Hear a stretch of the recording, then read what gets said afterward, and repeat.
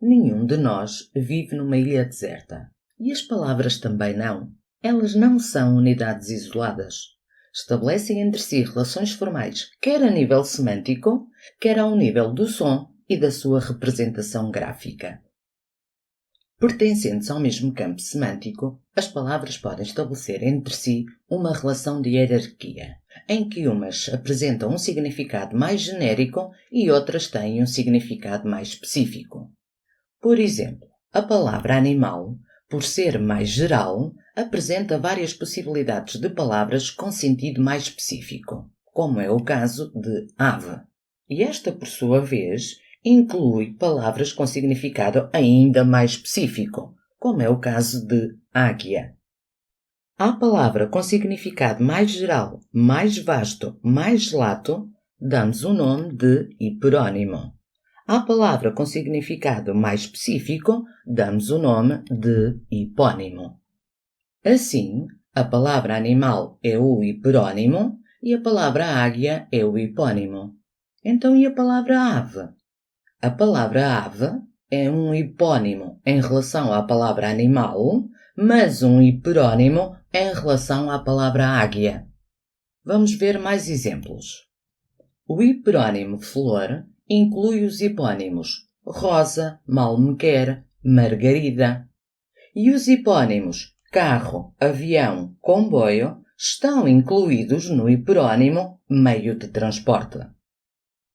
Também a nível semântico, as palavras podem estabelecer uma relação de parte-todo, em que uma unidade lexical denota um todo, como por exemplo, barco, flor, corpo humano, denominadas por holónimos.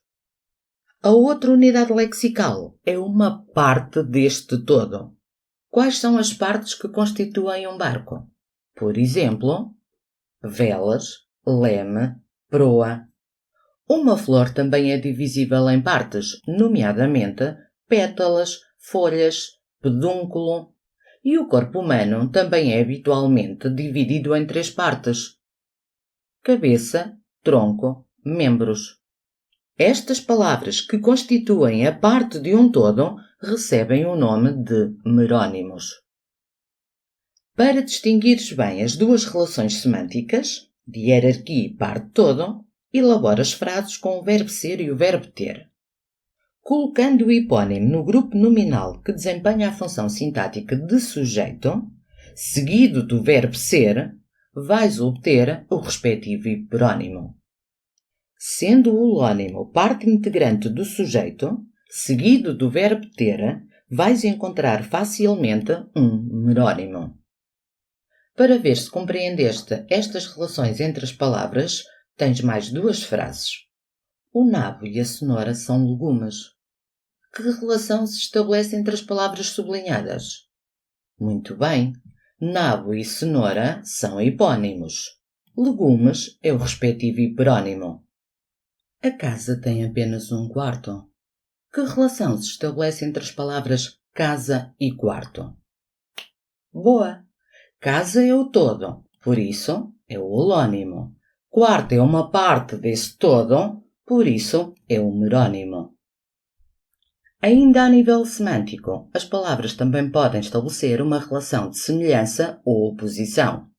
Por exemplo, as duas palavras andar, caminhar e as duas palavras rápido, veloz têm um significado semelhante, por isso são consideradas palavras sinónimas. Por outro lado, as palavras descer, subir, jovem, idosa apresentam um significado oposto, contrário, e neste caso designam-se por antônimos. Além das relações semânticas, as palavras também podem estabelecer relações fonéticas e gráficas, ou seja, a nível do seu som e da sua grafia. Se fechares os olhos e ouvires as palavras sem, não notas qualquer diferença, mas ao abri-los constatas que não se escrevem do mesmo modo. Sabendo que homo é um radical que significa o mesmo e igual, facilmente concluímos que as palavras homófonas têm o mesmo som, grafia diferente e significado diferente. 100 é um quantificador numeral. 100 é uma preposição. Vamos às palavras seguintes. Colher, colher. Tem o mesmo som? Não. E quanto à grafia? São iguais? E significado? São diferentes. Colher é um verbo sinônimo de apanhar. Colher é um nome que designa um objeto. Olhando agora para as palavras homónimas, canto, canto, verificamos que têm som igual, grafia igual e significado diferente. Na frase eu canto muito mal é uma forma verbal, na expressão o canto da sala é um nome referente a um determinado lugar. As palavras parónimas são apenas parecidas no som e na grafia. O significado é diferente. Emigrar, sair de uma região, imigrar, entrar numa região, num país. Vamos ver mais exemplos. Para homofonia. Há, uma forma do verbo haver, há uma preposição contraída. Para homografia. Fábrica, um nome, fabrica, uma forma verbal. Para homonímia. Banco, banco. Um assento, uma instituição bancária. Para paronímia. Comprimento, cumprimento. O primeiro nome refere-se a uma determinada medida, o segundo nome refere-se ao ato de cumprir ou então a uma saudação. Vamos recapitular as relações entre as palavras através deste esquema. As palavras podem relacionar-se a nível semântico, estabelecendo uma relação de hierarquia, hiperonímia, hiponímia, uma relação de parte-todo, meronímia ou lonímia, uma relação de semelhança, sinonímia, ou uma relação de oposição, antonímia. Também podem relacionar-se a nível fonético e gráfico. As palavras homófonas têm o mesmo som, as palavras homógrafas têm a mesma grafia, as palavras homónimas têm grafia e som iguais e as palavras parónimas têm som e grafia parecidos. Prontos para o treino?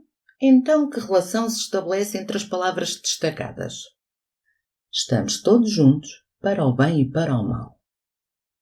Uma relação de oposição, uma vez que são antônimos. Costumo ler encostado ao tronco dessa árvore. Uma relação de parte-todo.